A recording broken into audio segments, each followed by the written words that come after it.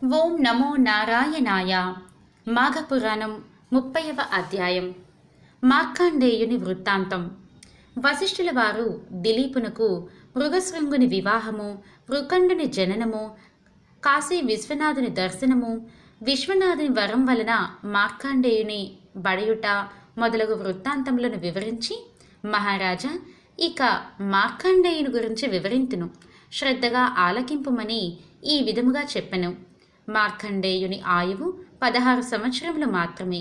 రోజులు గడుచుచున్న కొలది తల్లిదండ్రులకు దిగులు ఎక్కువగా ఉండెను. 5 ఏళ్లు నిండగానే కుమారునికి ఉపనయనాది వైదిక కర్మలన్నింటినీ పూర్తి చేసిరి. 6వ ఏడు దాటగానే మార్కండేయుని చదివించుట ప్రారంభించిరి. అతడు తన తండ్రి వలనే అచవి కాలంలో సకల శాస్త్రములు, వేదాంత పురాణ ఇతిహాసములు, స్మృతులు పఠించి గుణవంతుడని ప్రశంసలు పొందెను. అయినను మరుద్వతి మృకుండులు నిత్యమును మార్కండేయునకు, కుమార, నీవు పసితనమునందే సకల శాస్త్రములు అభ్యసించి నీ బుద్ధి కుశలతచే అందరి మన్నలను పొందుచున్నావు. అందులకు మేమెంతయో ఆనందించుచున్నాము. అయినను గురువుల ఎడ, పెద్దల ఎడ, బ్రాహ్మణుల ఎడ మరింత భక్తిభావముతో మెలగవలయును. వారి ఆశీస్సులు నీకు మంగళకరం అగును. నీవట్లు చేసినచో నీ ఆయుర్దాయము వృద్ధి అగును అని చెప్పుచుండెడివారు. అటులా 15 సంవత్సరములు గడిచిపోయినది. రోజు రోజుకు తల్లిదండ్రుల ఆందోళన, భయము ఎక్కువగానున్నది. పరమశివుని వరప్రసాదమగు మార్కండేయుని జన్మదినోత్సవం చేయవలనని తలచి మహర్షులందరికీ ఆహ్వానం పంపారు. మునీశ్వరులు, గురువర్యులు మొదలగు వారందరూ మృకుండని ఆశ్రమమునకు వచ్చిరి. అందుకు మృకుండు ఆనందముంది అతిథి సత్కారములు చేసెను. మార్కండేయుడు వచ్చి పెద్దలందరికీ నమస్కరించాడు. అటులని వశిష్ఠునకు నమస్కరించగా ఆయన మార్కండేయుణ్ణి వారించినారు. అటుల చేసినందులకు అందరూ ఆశ్చర్యపడి, మహానుభావ, మీరిట్లు విచారించుటకు కారణమేమి అని ప్రశ్నించెను. అంత వశిష్ఠుల వారు, ఈ బాలుడు కొద్ది దినములలో మరణించగలడు. మీరందరూ ఇతనిని దీర్ఘాయుష్మంతుడు కమ్ము అని దీవించితిరు కదా, అది ఎటులాగును? ఇతని ఆయుర్దాయము 16 ఏండ్లే కదా. ఇప్పుడు 15వ జన్మదినోత్సవం జరుపుచున్నారు. పరమేశ్వరుడు ఇచ్చిన వరం ప్రకారం ఇతడు ఇంకొక సంవత్సరం మాత్రమే జీవించును అని చెప్పెను. అంతవరకు మార్కండేయుని దీవించిన మునీశ్వరులందరూ చాలా విచారించిరి. చిరంజీవివై వర్ధిల్లు అని దీవించినందున వారి వాక్కులు అసత్యముగులనని బాధపడి, దీనికి మార్గాంతరము లేదా అని వశిష్ఠుల వారినే ప్రశ్నించిరి. వశిష్ఠులు కొంతసేపు ఆలోచించి, మునిసత్తములారా, మనమందరమును ఈ మార్కండేయుని వెంట పెట్టుకొని బ్రహ్మదేవుని వద్దకు పోవుదము రండు అని పలికి తమ వెంట ఆ మార్కండేయుణ్ణి తోడ్కొని పోయిరి. మునీశ్వరుల ఆగమనకు బ్రహ్మ సంతసించెను. మునులందరితో పాటు మార్కండేయుడు కూడా బ్రహ్మకు నమస్కరించగా, బ్రహ్మ చిరంజీవిగా జీవించున్నాయన అని దీవించెను.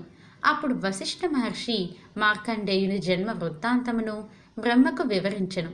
బ్రహ్మ కూడా జరిగిన పొరపాటునకు విచారము వెళ్ళబుచ్చి కొంత తడవు ఆగి, భయపడకోమని మార్కండేయుని దగ్గరకు చేరతీసి, పరమేశ్వరుడు ఈ బాలుణ్ణి దీర్ఘాయుష్మంతునిగా చేయునుగాక అని తన మనస్సులో శివుణ్ణి ధ్యానించును. అంతటా మునుల వంక చూచి, ఓ మునులారా, మీరు పోయిరండు, ఇతనికి ఏ ప్రమాదమునూ జరగనేరదు అని పలికి, వత్స మార్కండేయ, నీవు కాశీక్షేత్రమునకు పోయి విశ్వనాథుణ్ణి సదా సేవిస్తూ ఉండుము. నీకు ఏ ప్రమాదము కలగదని ధైర్యము చెప్పి పంపివేశను. మార్కండేయుడు గృహమునకు వచ్చి తల్లిదండ్రులకు నమస్కరించి కాశీనాథుణ్ణి సేవించి వచ్చేదను అనుజ్ఞ నిమ్మను కోరగా, మృకండు అతని భార్యయు కొడుకు యొక్క ఎడబాటునకు కడుగడు దుఃఖించిరి.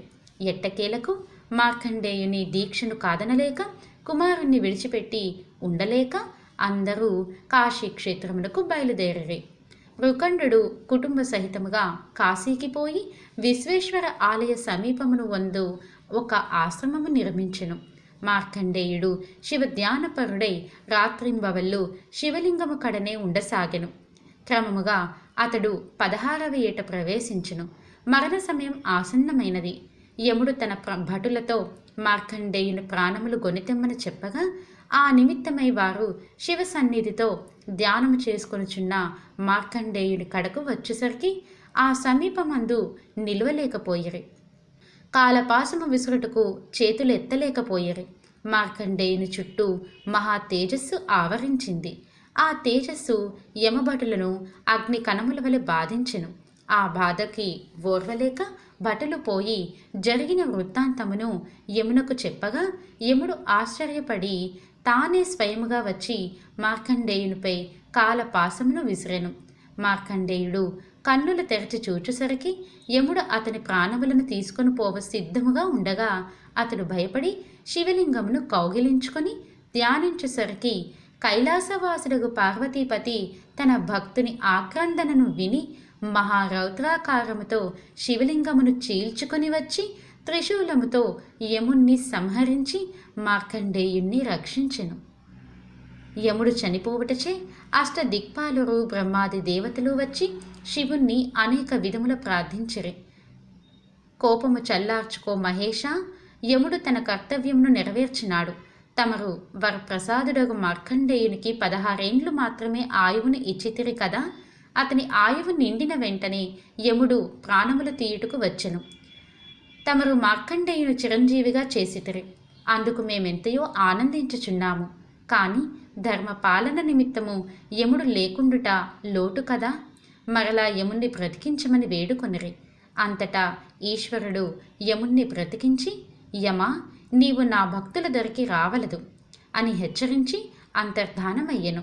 పరమశివుని దయవలన తన కుమారుడు దీర్ఘాయుష్మంతుడు అయినందులకు మృకండు మిక్కిలి సంతసించి తాను చేసిన మాఘమాస వ్రత ఫలితమే తన కుమారుణ్ణి కాపాడిందని నమ్మి ఈ మాఘమాస ప్రభావమును లోకులందరికీ చెప్పుచుండెను.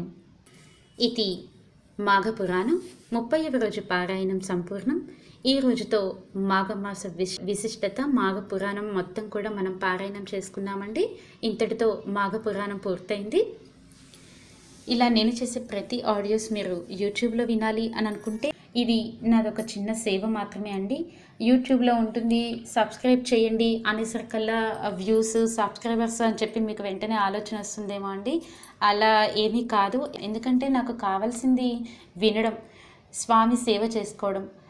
కొద్దిగా నాకు స్వామి ఇచ్చిన ఈ అవకాశాన్ని మీ అందరికీ సహాయం చేసినట్టుగా నేను భావిస్తున్నాను. ఇంత మంచి అవకాశం నాకు ఇచ్చినందుకు నా కుటుంబ సభ్యులకి, భగవంతుడికి, గురుదేవులకి, వింటున్న మీ అందరికీ కూడా, మీరందరూ వింటున్నారు కాబట్టి నాకు చేయాలన్న ఉత్సాహం కూడా వస్తుంది. భగవంతుడు నాకు ఇలాంటి అవకాశాన్ని ఇస్తున్నారు. యూట్యూబ్ అనేది కేవలం ఒక అన్నీ దాచిపెట్టుకోవడానికండి. ఇప్పుడు మీరు ఇవన్నీ మళ్ళీ వినాలనుకోండి, ఎక్కడ చూస్తారు అని అంటే పలానా ఛానల్లో ఉంటుంది అని చెప్పడానికి. ప్రతి సంవత్సరం నేను అందుబాటులో ఉండొచ్చు, మీరు నాకు అందుబాటులో ఉండొచ్చు, లేకపోవచ్చు. అదే యూట్యూబ్ ఛానల్ తెలుసు అనుకోండి, మీరు ఎప్పుడంటే అప్పుడు మీరు వినొచ్చు అనమాట. మీకు ఏదైనా సందేహం వచ్చినా మళ్ళీ ఆడియోలో వినొచ్చు. పెద్దవారందరి కోసం, కళ్ళు లేని వారి కోసం, ఉద్యోగం చేసే వారందరి కోసం నా యొక్క ఈ చిన్న సహాయం. మీకు నచ్చితే సబ్స్క్రైబ్ చేయండి. సబ్స్క్రైబ్ అని కూడా ఎందుకు అంటున్నానంటే అండి, ఛానల్ అందరికీ తెలియాలంటే ఆ వ్యూస్ గినక అవి చూస్తే అందరికీ తెలుస్తుంది. చూసినా చూడకపోయినా నా వంతు సహాయం నేను చేస్తున్నాను.